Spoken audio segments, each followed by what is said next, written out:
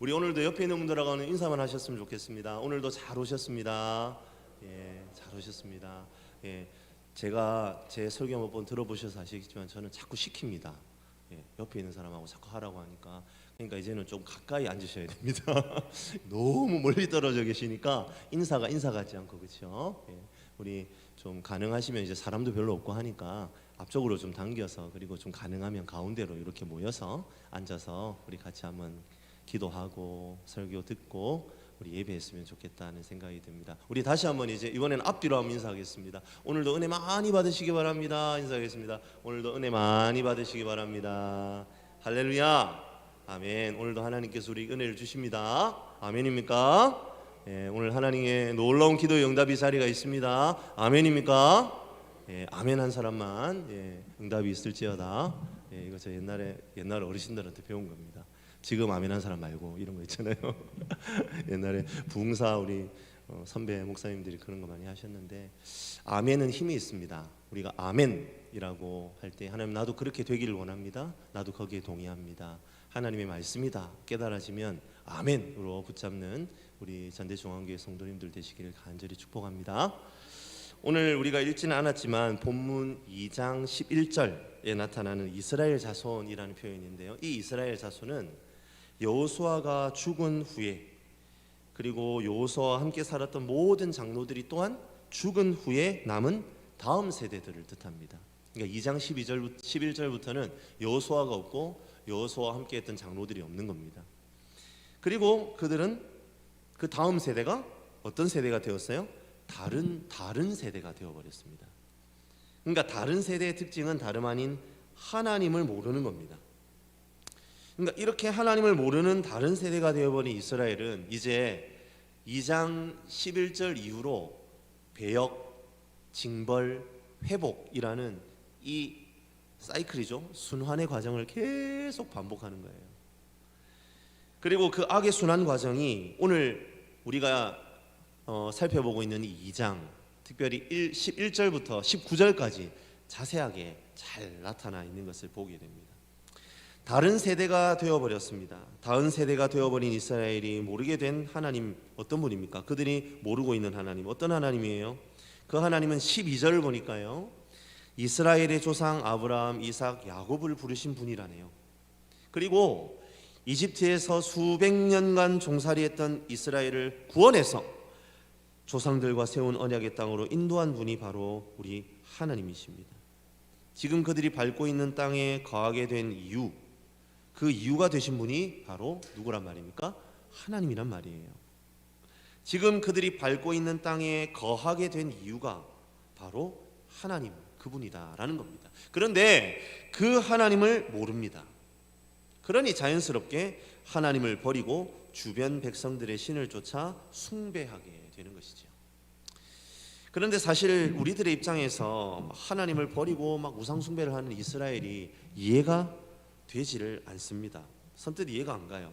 아무리 세월이 흐르고 여호수아가 죽고 그리고 그와 함께했던 장로들이 죽어도 그렇지, 어떻게 여호와 하나님을 그렇게 헌신짝거리든 할 수 있느냐라고 우리는 물음표가 그려진다는 거예요. 하나님이 어떤 분이십니까? 이집트의 노예 상황에서 해방시켜 주셨어요. 그리고 하나님께서 이스라엘의 그 조상들과 언약한 아브라함과 이삭과 야곱과 언약해 주신 그 언약에 신실을 하셔서 가나안 땅으로 인도해 내신, 가나안 땅으로 인도하신 그 하나님, 그 신이 바로 하나님이십니다. 그분의 일하심 때문에 지금 여기까지 왔는데 어떻게 그런 하나님을 버리느냐는 말이죠. 우리들의 정서로는 도저히 이해가 가지 않는 부분입니다. 그런데 말입니다, 우리가 이스라엘이 하나님을 배신하고 가나안 땅의 신들을 섬기는 것에 대해서 오해해서 안 되는 부분이 있습니다. 오해해서는 안 되는 부분이 있어요. 어떤 오해입니까? 그것은 이겁니다. 이스라엘 백성들이 단순히 종교적인 호기심 때문에 우상을 섬긴 것이 아니라는 점입니다.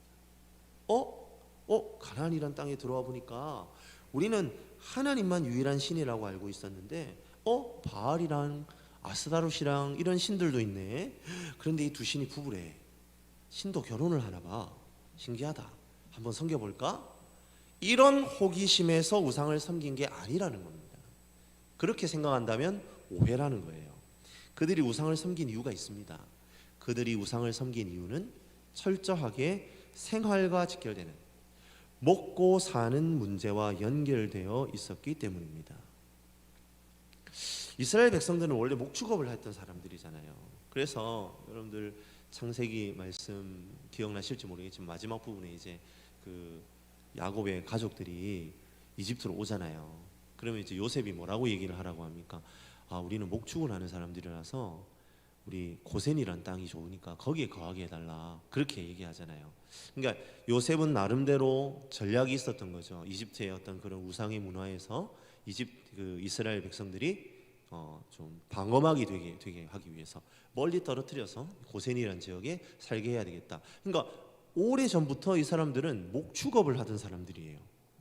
그런데 이제 가나안 땅으로 들어오면서 조상 대대로 해오던 목축업을 버려야 될 판입니다. 이제는 농사를 지어야 돼요.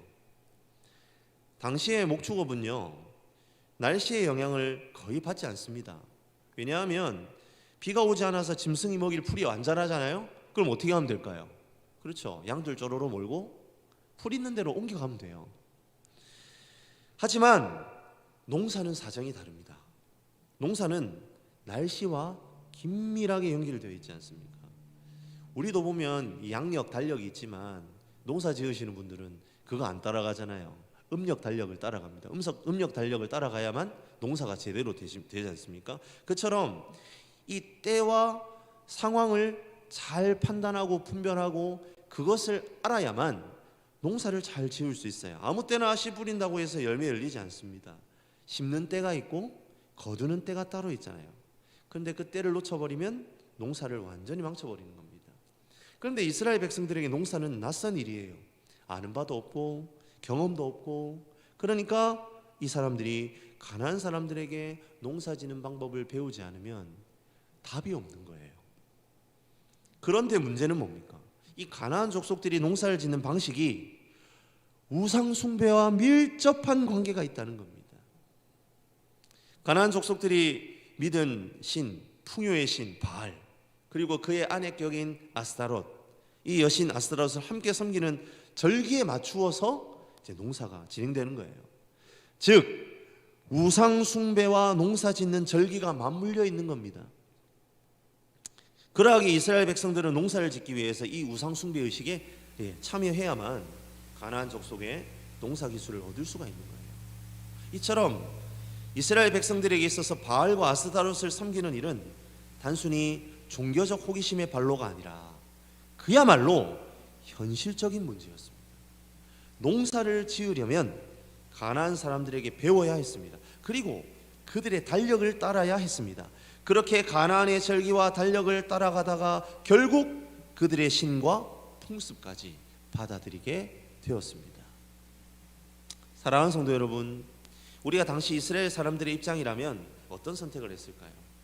우리는 과감하게 그래도 하나님께서 우리에게 말씀하시는 것은 지켜야 한다 라고 생각하면서 가나안 족속들을 진멸하고 그들과 철저한 거리를 두었을까요? 우리는 과연 이스라엘과 다른 선택을 했을 거냐는 질문입니다. 어떠십니까? 정말 그렇게 선택할 자신이 있으세요? 쉬운 선택이 아니라는 겁니다. 하나님은 그들의 문화를 철저히 파괴할 것을 원하셨어요. 하지만 농사는 어떻게 지으라는 말입니까? 그러하기에 하나님께서 가나안 족속들을 진멸하고 가나안 땅을 정복하라는 명령은 쉬운 명령이 아닙니다. 그것은 어쩌면 생명을 담보해야 하는 명령입니다. 하나님은 처음부터 농사를 잘 지을 생각하지 말라고 하신 겁니다. 시행착오를 겪어가면서 너희들만의 달력을 만들라고 요청하신 겁니다. 바알과 아스다롯이라는 달력 말고 그리스도인의 달력을 만들라고 한 겁니다. 농사 망칠 각오하고 하나님의 농사법을 만들어 보라고 하신 겁니다. 하지만 그게 어디 쉬운 일입니까? 그리고 가나안 족속하고 손만 잡으면 쉽게 농사 지을 방법이 있는데 왜 그걸 마다하느냐는 겁니다. 그래서 결국 이스라엘이 여호와 하나님을 버리고 바알과 아스다롯을 따르게 된 겁니다. 만약 그들이 하나님의 명령에 순종하면서 시행착오를 겪고 힘들게 농사지을 생각을 했다면 처음에 엄청 고생은 했겠지만 신앙을 잃어버리지는 않았을 겁니다. 가나안 땅에서 가나안의 문화가 아닌 하나님의 문화로 하나님 백성으로서의 삶의 방식을 새롭게 만들어낼 수 있었을 겁니다. 사랑하는 성도 여러분, 하나님께서는 저와 여러분을 향해서도 동일한 요청을 하고 계시는 것을 기억해야 합니다. 하나님의 방법으로 이 세상을 살아가는 것 사실 불가능해 보입니다. 그렇게 살면 망할 것 같습니다. 속이지 않고 반칙하지 않고 누군가를 짓밟지 않는 방법, 누군가 왼뺨을 때리면 오른뺨도 돌려대며 속옷을 달라고 하면 겉옷까지 내어주고 원수를 사랑하는 방법으로는 이 세상을 살아가는 것이 불가능해 보일 것 같아요. 이 세상에서 살아남지 못할 것 같습니다. 하지만 중요한 것은 하나님의 방식으로 산다고 해서 우리가 죽는 것도 아니라는 겁니다. 더 중요한 것은 하나님께서 하나님의 방법으로 살려고 몸부림치는 하나님의 백성들을 결코 그대로 놔두지 않으신다는 겁니다. 우리 전사님 죄송한데 아까 전에 설정으로 해주시면 좋을 것 같아요. 지금 바꾸니까 뭔가 좀 계속 피드백이 걸리는데 아까 그대로 그냥 바꿔주세요. 죄송합니다. 사실 이스라엘 백성들은 하나님이 주신 농사지을 달력이 이미 주어져 있어요. 이스라엘의 절기들을 한번 잘 보십시오. 맥추절, 오순절, 장막절, 모든 절기는 추수와 연관이 있습니다. 그러니까 이스라엘의 절기 자체가 모두 농사와 관련이 있어요. 그런데 이 절기들이 언제 이스라엘 백성들에게 주어졌습니까? 그렇습니다. 이스라엘 백성들이 광야를 지날 동안에 하나님께서 가르쳐 주신 것들이에요. 즉 이스라엘 백성들이 아직 농사와 아무런 관련이 없을 때에 하나님은 이미 농사와 관련된 절기들을 이스라엘 백성들에게 주셨어요. 우리들의 인생도 마찬가지입니다. 하나님은 이미 우리에게 인생의 로드맵을 다 주셨습니다. 바로 하나님의 말씀 성경입니다. 하나님의 말씀은 우리의 인생 농사를 지을 수 있는 가장 좋은 설명서입니다. 하지만 문제는 무엇입니까? 손쉽지 않다는 겁니다. 그래서 읽기가 싫은 겁니다. 우리가 이 전자제품을 이렇게 구입하면 항상 그 안에 설명서가 들어있지 않습니까? 그런데 제품을 사용하기 전에 항상 어떻습니까? 그 설명서를 먼저 잘 읽어보라고 항상 그 제품을 만드는 회사는 권장하잖아요. 하지만 우리 보통 어떻게 하죠? 그렇죠. 일단 코드 꽂고 봅니다. 코드를 꽂아놓고 그냥 아무거나 막 눌러봐요. 그러다가 제품이 고장난 경험 한 번쯤 있지 않으신가요? 이스라엘의 하나님께서 이스라엘에게도 하나님의 농법으로 허락해 주신 것이 있습니다. 하나님의 방법이 있습니다. 그런데 그것을 따르기 귀찮은 거예요. 더 빠르고 확실한 방법이 있는데 뭐하러 검증도 되지 않은 하나님의 방법을 따른다는 말입니까? 훨씬 쉽게 잘 살 수 있는 길을 알았기에 이스라엘 백성들 과감하게 가나안 문화를 선택하고 그들의 종교까지 따르며 하나님도 버려버린 겁니다. 사랑하는 성도 여러분, 세상은 끊임없이 우리들을 향하여 처세술에 능한 삶이 승리한 삶이라고 외칩니다. 세상에 정해놓은 길, 스펙, 진로를 따라서 세상 성공을 이루는 것, 돈 많이 버는 것, 그게 최고다라고 우리에게 조언합니다. 그리고 그 길을 따라 살기를 종용합니다. 하지만 사랑하는 성도 여러분, 우리는 깨달아야 합니다. 그 모든 것에 독이 깃들여 있다는 겁니다. 어떤 독입니까? 하나님과 멀어지게 만드는 독입니다. 하나님의 공동체와 멀어지게 만드는 독입니다. 우리는 늘 고민해야 합니다. 좀 낮아지기도 하고 실패도 경험할지 모르지만 그 과정을 통해 하나님의 백성으로서의 삶의 방식과 비전을 이루어가는 것이 저와 여러분을 통한 하나님의 소원이란 사실을 말입니다. 오늘 그 소원을 붙잡고 하나님의 소원을 이루어드리는 우리 모든 전대중앙교회 성도님들 되시길 주님의 이름으로 간절히 축복합니다. 조금 손해를 보고 실패한 삶이라는 소리를 듣더라도 뚝심 있게 하나님의 방법으로 내 삶을 경영해 내겠다는 결단이 저와 여러분에게 필요한 줄로 믿습니다. 하나님이 기뻐하시는 방법으로 인생의 밑바닥일지언정 도전하고 하나님이 기뻐하시는 방법으로 출발해서 그분을 더욱 기쁘시게 하는 저와 여러분들이 되시길 주님의 이름으로 간절히 축복합니다. 결국 이스라엘의 배역은 하나님의 진노를 낳습니다. 14절을 보니까요, 하나님께서 이스라엘을 노력하는 자의 손에 넘겨주셨다라고 말합니다. 여기에서 넘겨주셨다라는 의미는 대적들의 손에 이스라엘의 백성들을 탁 이렇게 쥐어주셨다라는 거예요. 대적의 손아귀에 이스라엘이 탁 들어가 버렸습니다. 이제 어떻게 되겠습니까? 그들이 주무르는 대로 되는 겁니다. 마음대로 노략질 당하고 괴로움이 심해졌을 겁니다. 그런데 더 심각한 것은 지금 이스라엘이 이방 민족의 손에 넘어간 것은 결국 하나님의 손에 넘어간 것이다 라는 사실입니다. 14절에는 이방 족속의 손이었던 것이 15절에는 하나님의 손으로 언급이 됩니다. 지금 이스라엘이 당하는 고통은 친히 하나님께서 이스라엘을 대적하고 심판하시는 결과라는 겁니다. 그래서 심각합니다. 이 고통은 아무리 이스라엘이 노력한다고 해서 해결될 수가 없는 거예요. 오직 이들의 문제는 누구에 의해서 해결될 수 있습니까? 그렇습니다.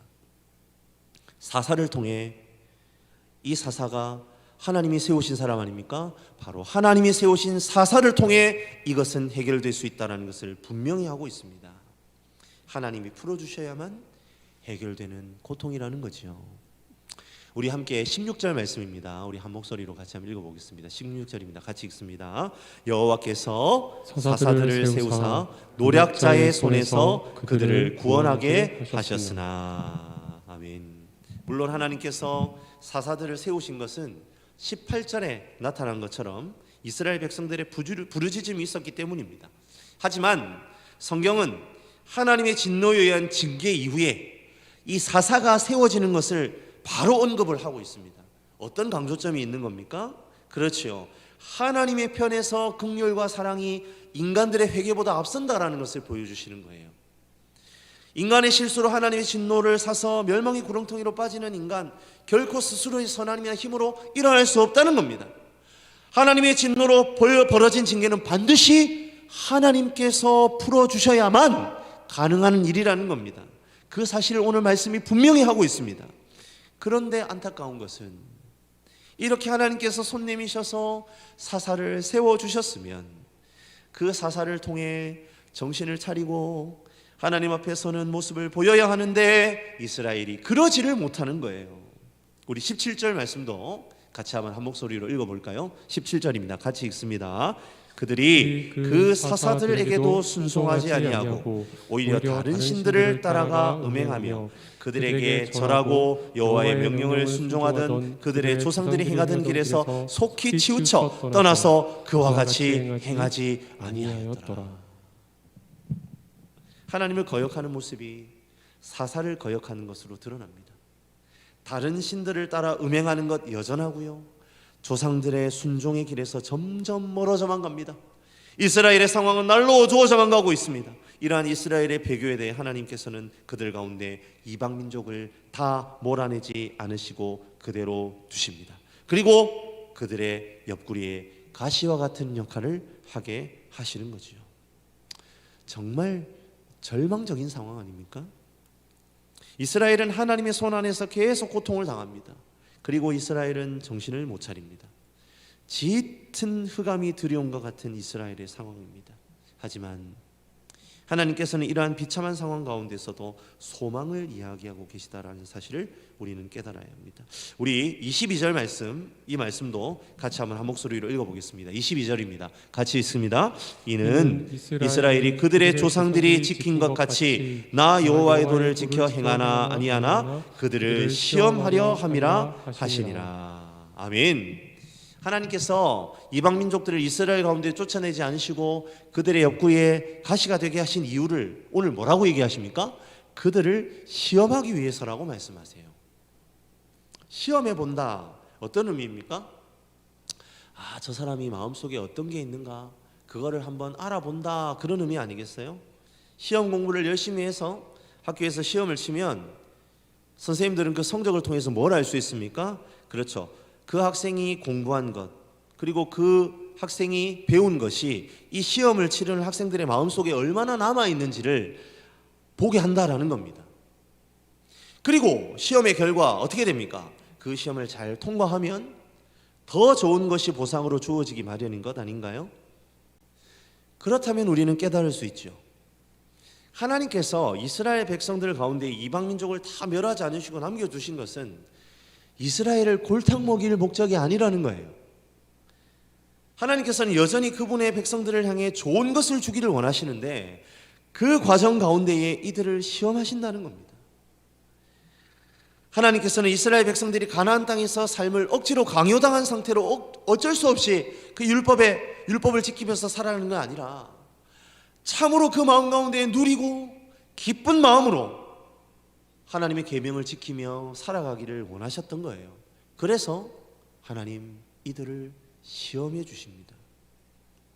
그렇다면 우리는 여기에서 한 가지 의문을 가질 수 있어요. 가나안 사람들이 어떻게 이스라엘 백성들에게 시험거리가 될 수 있느냐는 겁니다. 하나님의 백성들, 이 가나안 백성들의 생활 양식은요, 애굽에서 노예 생활을 하다가 탈출해서 40년의 광야의 시간을 지내온 이스라엘 백성들의 눈에는 너무나 세련되게 보였을 겁니다.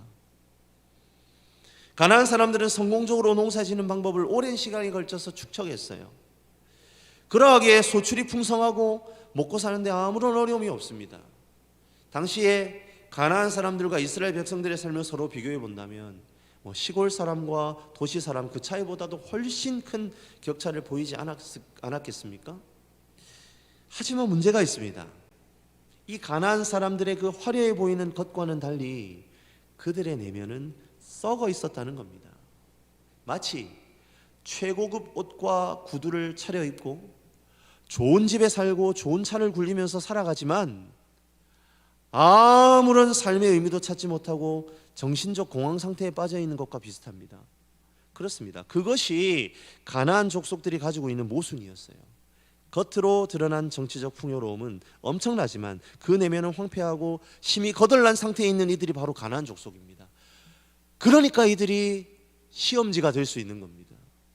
하나님께서 이들을 딱 두시고는 이스라엘 백성들이 겉만 보고 판단하는지 아니면 이 가나안 백성의 이 골마 터져 있는 속을 보고 돌이키는지 그걸 보시는 거예요. 그러니까 가나안 백성들이 바로 리트머스 시험지가 되는 것이지요. 제가 편두통이 있습니다. 편두통 하면 그냥 머리 한편이 되게 심한 두통이 있는가 보다 그렇게 생각하시는데요. 그런 게 아니고요. 이 편두통이요 참 고약한 게 원인을 모른다는 겁니다. 여러 가지 요인이 있어요. 머리, 뇌, 혈관의 혈류의 흐름이 다른 것도 있고, 호르몬 문제가 있을 수도 있고, 하여튼 어떤 이유가 있든지 막 불쑥 이 두통이 찾아오는 증상을 편두통이라고 한다고 합니다. 제가 이제 얼마 전에 이제 우리 용인 시민이 되었지 않습니까? 그렇죠? 그래서 이제 새로운 곳에 왔으니까 저의 이 편두통의 문제를 해결하기 위해서 이제 병원을 새로 찾았어요. 신경과 병원을 찾았습니다. 편두통은 일반 약국에서 파는 두통약으로는 해결이 되질 않아요. 그래서 제가 의사의 처방을 받고 진단을 받아서 그래서 이제 약을 이제 받으려고 병원을 찾았습니다. 아무튼 이제 병원이 가서 이제 초진이다 보니까요. 이 인적 사항을 적고 이제 대기석에서 기다리고 있었습니다.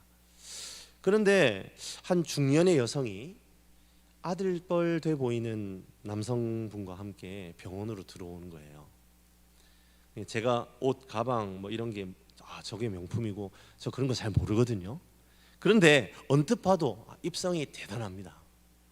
그게 삐까뻔쩍한 거예요. 온갖 명품으로 휘감고 오신 것 같아요.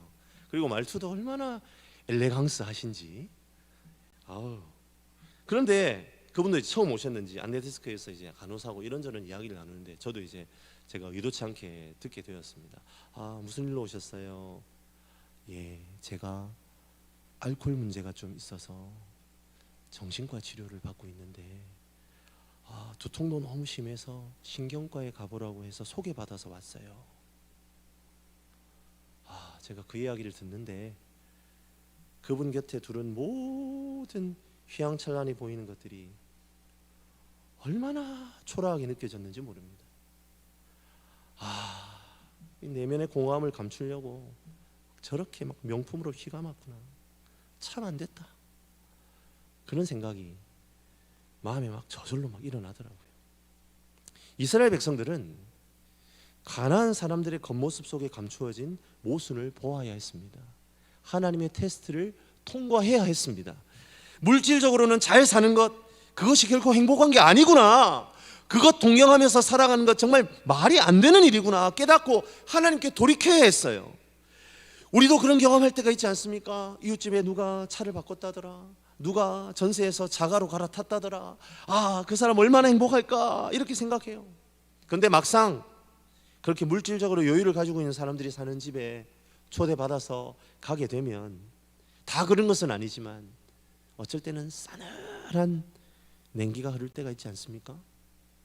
그렇게 좋은 차를 타고 다니는데 만나면 싸우는 게 그 집 식구들 일입니다. 아이고, 내가 저러려고 이런 삶을 동경했나. 차라리 내가 더 낫네. 그런 경험 해보지 않으셨습니까? 이스라엘은 42년이라는 광야에서 떠돌다 보니까 이제 정착해서 살아가는 것이 너무나 꿈만 같았고 소원이었어요. 이제 내 집이 생긴다, 내 밭이 생긴대. 그런데 그렇게 살다가 가나안 땅에 와보니까 막 눈이 뒤집히는 거죠. 다 갖춰져 있으니까 막 난리가 난 겁니다. 와, 여유 있어 보이고 행복해 보였어요. 누가요? 가나안 족속들이요. 하지만 가나안 족속의 내면은 썩어 들어가고 있었습니다. 그 안에 뭐 순결, 거룩 그런 게 있을까요? 농사 잘 짓겠답시고 우상 앞에 가서 막 아무 여자나 아무 남자하고 막 성관계를 맺습니다. 그 정신이 어떻게 온전하겠습니까? 그게 사람답게 사는 겁니까? 아니잖아요. 그러면 당장 겁을 집어먹고 하나님께 달려갔어야 합니다. 사랑하는 성도 여러분, 그런데 말이지요, 사실 그렇게 하나님께로 돌아가는 것이 가장 어렵습니다. 비만인 사람들이요, 음식량 줄여야 되고 기름진 거 먹으면 안 된다, 피해야 된다 다 합니다. 담배 피시는 분들요, 그 사람들 담배가 자신의 몸에 얼마나 해롭고 이거 계속하면 폐암 걸릴 확률이 높다 다 합니다. 모르는 사람 아무도 없어요. 하지만 비만인 사람들을 순간적으로 배고프면 이것저것 다 잊어버리고 전투적으로 먹습니다. 금연하겠다고 자기 허벅지를 찔러가면서 해보지만 작심삼일입니다. 어느새 자신의 입에 담배가 물려져 있어요. 우리는 깨달아야 합니다. 머리로 아는 것, 그것이 죄를 이길 수 없다는 것을 말이죠. 이미 우리 안에 죄된 본성이 뼛속까지 스며들어 있습니다. 이스라엘 백성들도 이미 머리로는 가나안의 문화에 빠지면 안 된다는 거 알았을 겁니다. 하지만 실제적으로 그 유혹을 뿌리치는 건 불가능했습니다. 그리고 결국 어떻게 되었습니까? 죄의 노예가 되고 만 것입니다.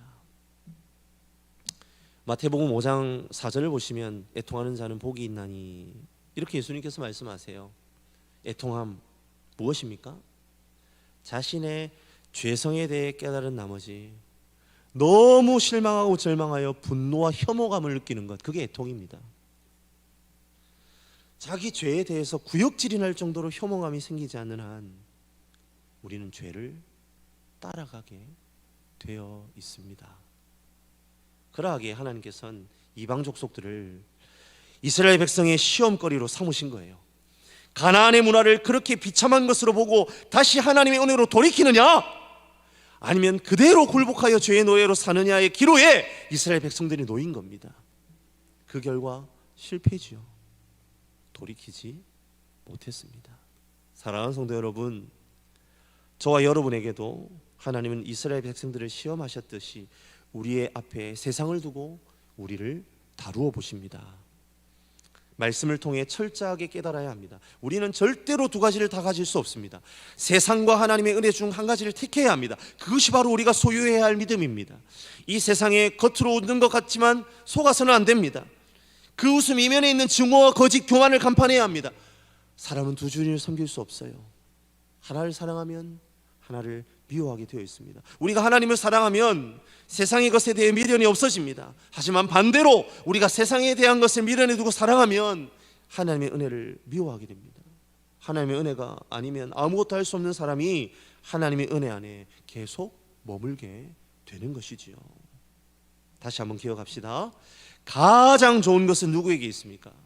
그렇습니다. 우리 하나님께 있습니다. 설사 내가 지금 세상 속에서 좋은 것을 찾아 헤매다가 길을 잃어버리고 엉망이 되었다 할지라도 그것 하나만 놓치지 않으면 됩니다. 가장 좋은 것은 하나님께 있다. 그것이 깨달아지면 우리는 어떻게 할 수밖에 없습니까? 부르짖습니다. 이스라엘 백성들이 18절에 슬피 부르짖을 때에 회복되었던 것처럼 하나님께서 우리의 삶에서도 동일하게 하실 줄로 믿습니다. 어둠이 깊습니다. 주위를 둘러보면 어둡고 침침합니다. 다 힘들고 어렵다는 이야기만 하는 것 같습니다. 하지만 이때에 그 어둠의 자리가 깊으면 깊을수록 빛이 더욱 빛날 기회라는 것을 잊지 마시기 바랍니다. 좋은 것은 하나님이 있다라는 그 믿음이 빛을 발할 기회입니다. 이스라엘 백성들이 모두 하나님을 외면하고 이방인 것을 쫓는 비참한 상황일 때에 하나님이 세우신 사사가 빛을 발했습니다.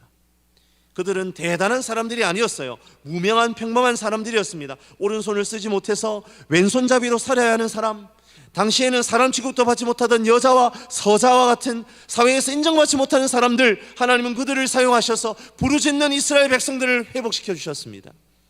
사사들 하나같이 세상의 풍요로움보다는 하나님의 말씀을 붙드는 사람들이었습니다. 하나님의 부르심에 반응하는 사람들이었습니다. 저와 여러분이 그 사람이 될 수 있는 줄 믿으시길 바랍니다. 하나님께서는 어두운 세상에 우리 믿는 자들을 빛으로 부르시기를 원하십니다. 어떤 사람이 그런 사람이 될 수 있습니까? 잘난 사람 아닙니다. 하나님이 함께하지 아니하시면 저는 아무것도 아닙니다라고 고백하는 사람입니다. 철저히 하나님의 은혜만을 사모하는 사람, 그 은혜 안에 머물기로 작정하는 사람입니다. 사사들을 통해 하나님은 믿음의 불씨를 다시 일으켜 이스라엘이 다시 힘차게 성령의 불로 타오르게 만드셨습니다. 결국 어둠이 그 사사들을 더 위대하게 만들어준 것처럼 보입니다. 어둠이 사사들을 위해 존재하는 것처럼 되어버렸습니다. 가나안 땅이 그렇게 어둡지 않았다면 사사들의 믿음이 그렇게 기억되지는 않았을 것입니다. 지금 이 시대도 마찬가지입니다.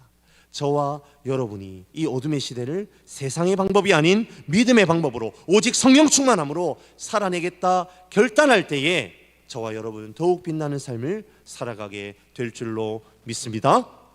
믿음의 결단을 할 때 하나님의 큰 은혜가 회복된다라는 것을 믿고 달려나가기를 원합니다. 사사들이 성령의 사람들이었듯 우리도 성령의 사람이 됩시다. 그리하여 그리스도의 빛이 나의 빛이 되고 그리스도로 말미암아 나의 존재가 의미 있는 삶을 살아드리기를 원합니다. 그때에 이 세상이 그 무엇도 줄 수 없는 참된 행복과 평강이 우리의 삶에 충만하게 되어질 줄로 믿습니다. 그 충만한 삶을 살아내고 나의 주변에 그 충만함을 흘려보내는 우리 모든 전대중앙교회 성도님들 되시길 주님의 이름으로 간절히 축원합니다.